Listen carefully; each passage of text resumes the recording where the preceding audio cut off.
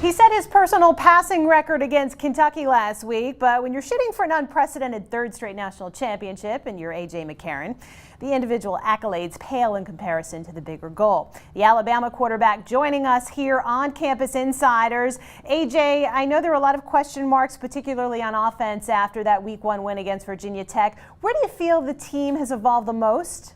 We're gelling as an offense, especially as a team, but communication is there, and that's the thing we didn't have. And I tried to tell people freaking out all over the place, especially in the media. I was like, listen, we got 3 young guys on the offensive line. It's going to take them some time to, gel in and gel with everybody else that's been around this offense for so many years. So, I think we're in the right process right now and taking the right steps to, continuing to be successful.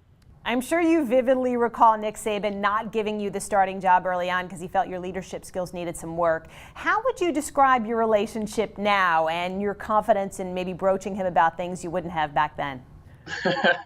Me and Coach have always had a really close relationship just because he kind of recruited me personally in high school. But definitely times are different now just because, the first year especially, he wouldn't ask me what play I wanted or what I thought would work.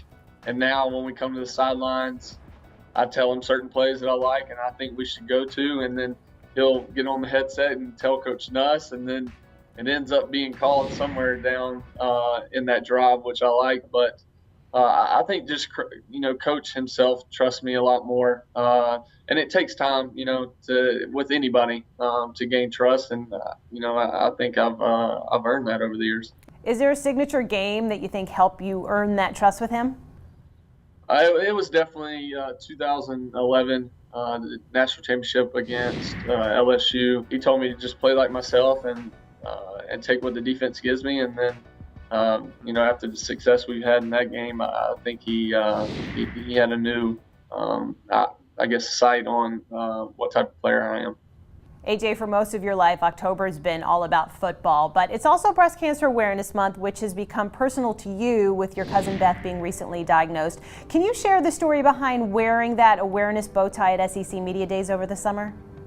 Yeah, breast cancer is a huge thing for me just because of the past that my family's, been through it. I had an aunt survive from breast cancer. My grandmother, which she would get mad at me if I called her grandmother on here. She saw it. It's Mimi. That's what she goes by. But she's a survivor also. And then now my cousin's going through her treatment with it. So, it's been a big thing in our family. And I know not only my family, but everybody else around the world. And so I try to do whatever I can, I guess you could say celebrity status or whatever. I try to use it in the best way possible and, bring awareness for all types of things that are, people are hurting. And so hopefully, I can bring some light on the situation and help out. What kind of response did you get to the bow tie? I felt like it was a good response. People, and I don't do it for donations or whatever. I think the best cure for anything is prayer, and having God watch over you every day is a blessing itself. So, I thought it was a good,